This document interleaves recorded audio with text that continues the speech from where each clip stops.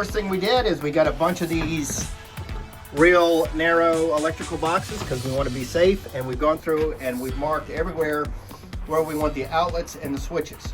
So in the front, we're going to have the switches that will control the LED lights on the side and the back and the other side of the bus, and also the main cabin lights for the bus.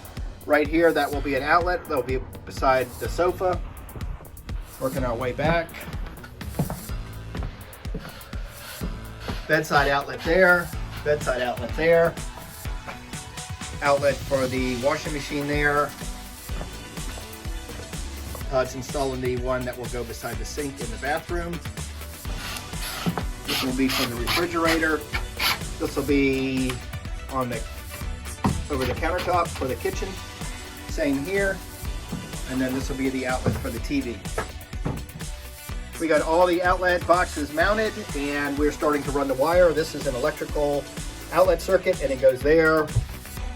The next place it stops is there in the wall, and from there it goes back behind the shower wall and continues on and ends up here at the head of the bed, getting ready to start on the other side of the bed. We put in this plywood wall. This is not the finished wall, but it's like a plywood backer, and Todd has mounted one of the 12-volt distribution panel boxes. All right, well, it is another day, and we are starting before the sun even comes out. We're going to continue with the wiring. We're back at the main AC current distribution panel box, and we realize we have a situation. This is the circuit breakers for all the branch circuits. I realized that did not have a main breaker, so I bought a main breaker for that, and that is right here. Lucy Systems. Something catastrophic goes wrong, like from the shore power or something like that, this breaker will kick.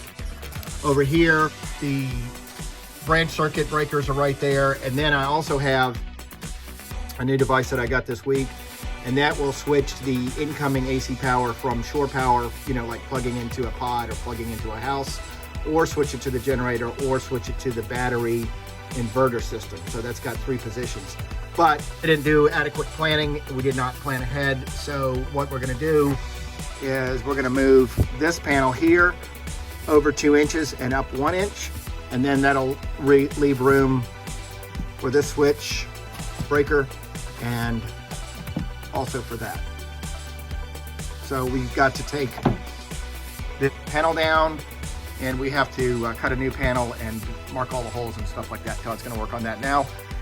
As you can see, we've got a mess here, so I'm going to do a job site cleanup while Todd is working on that. And Bug is gonna stand guard looking for stick.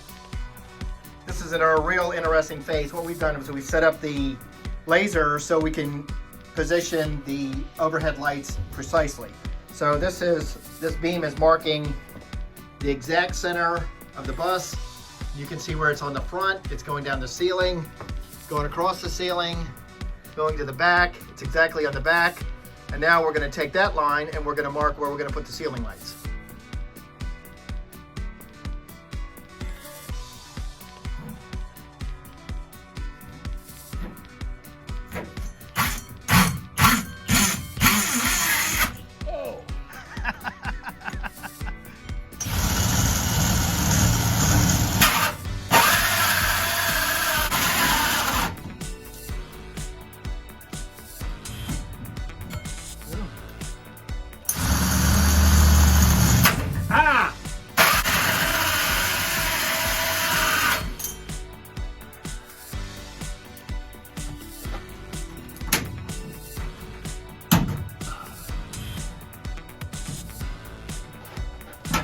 Boom!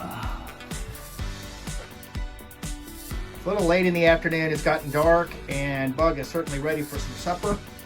But just an update on what we got done today. We've got all the boxes run and all the wires to all the boxes run. The only wires we still need to run are for the ceiling light fixtures. So we got quite a bit accomplished today. Over here, we installed the main breaker, the switch to switch between shore power, inverter, or generator. And here are all the branch circuit breakers for the AC current. We got all the wires run in back here. We're going to wire those all in. And on the other side, on the passenger side, the same thing. We've got all the boxes in. We've got all the wires run to the boxes. Todd and I got all of the overhead lights run, physically installed. We haven't run the wires to them. We discovered that the wire that we had was a little bit too thick. So instead of 12.3, we're going to switch down to 16.3 because these don't take any power at all.